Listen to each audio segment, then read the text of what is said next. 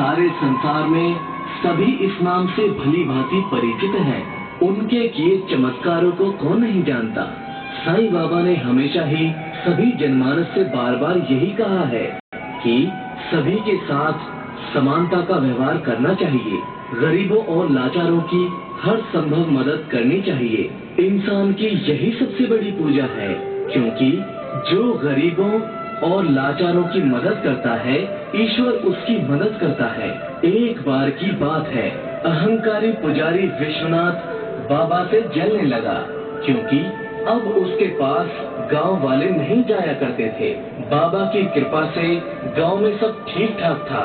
क्रोध से भरे पुजारी विश्वनाथ ने अपने एक मित्र विनायक को अपने घर बुलाया, जो कि एक भ्रष्ट सिपाही था।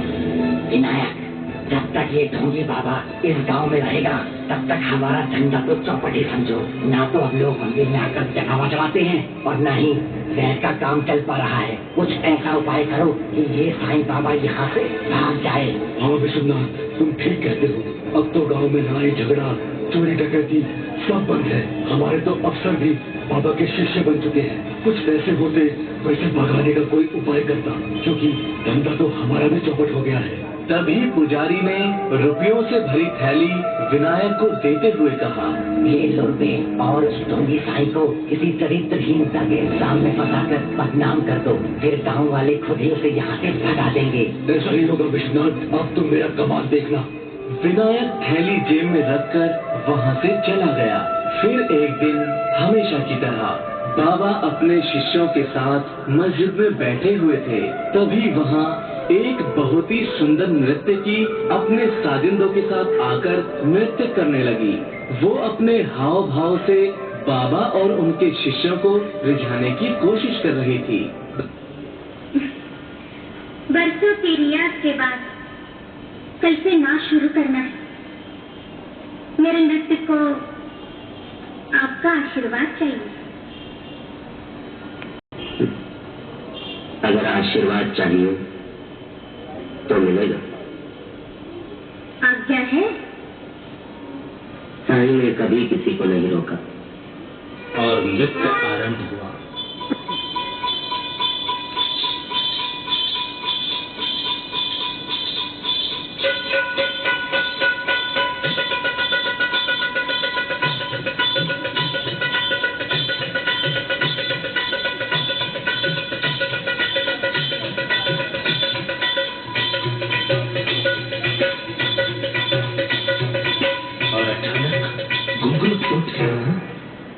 उसी समय वहाँ पर एक चीख गूंजी।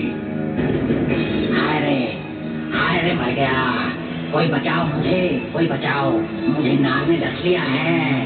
बचाओ, मुझे कोई बचाओ। सबने जैसे ही पलट कर देखा तो एक खंबे के पास एक काला नाग फन उठाए खड़ा था और पुजारी विश्वनाथ अपनी बाह थामे चीख रहा था, अरे कोई तो मेरी मदद करो, इस जहरीले नाग ने मुझे काट लिया है, बचाओ।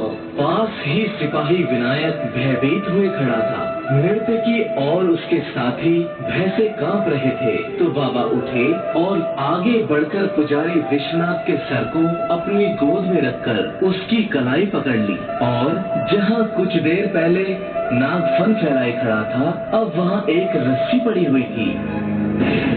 मुझे क्षमा करो बाबा, असली अपराधी मैं ही हूँ।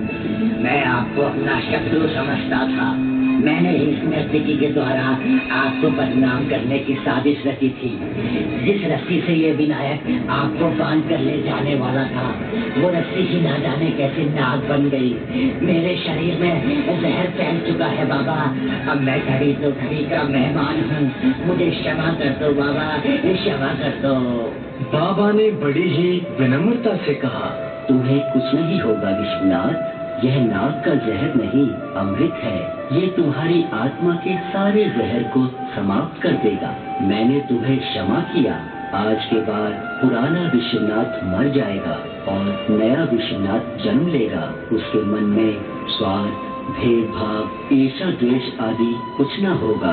तुम्हारा शेष जीवन मानव जाति के कल्याण में बीतेगा। चलो विश्वनाथ, उठ जाओ। विश्वनाथ उठकर बैठ गया जैसे उसे कुछ हुआ ही न हो। सभी बाबा की जय जयकार करने लगे। साईं बाबा की जय हो, साईं बाबा की तो जय हो। भक्तों, ये था साईं बाबा का एक छोटा सा चमत्कार। ओम साईं राम।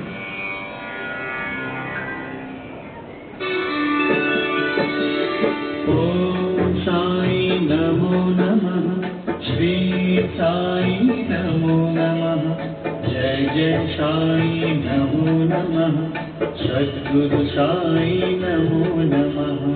ओम साई नमो नमः, श्री साई नमो नमः, जय जय साई नमो नमः, सद्गुरु साई नमो नमः। ओम गणपतये नमो नमः, श्री सिद्धि विनायक नमो नमः, अष्ट विनायक नमो नमः, गणपति बाप्पा मोरया। ओम गणपतये नमो नमः, श्री सिद्धि विनायक नमो नमः, अष्ट विनायक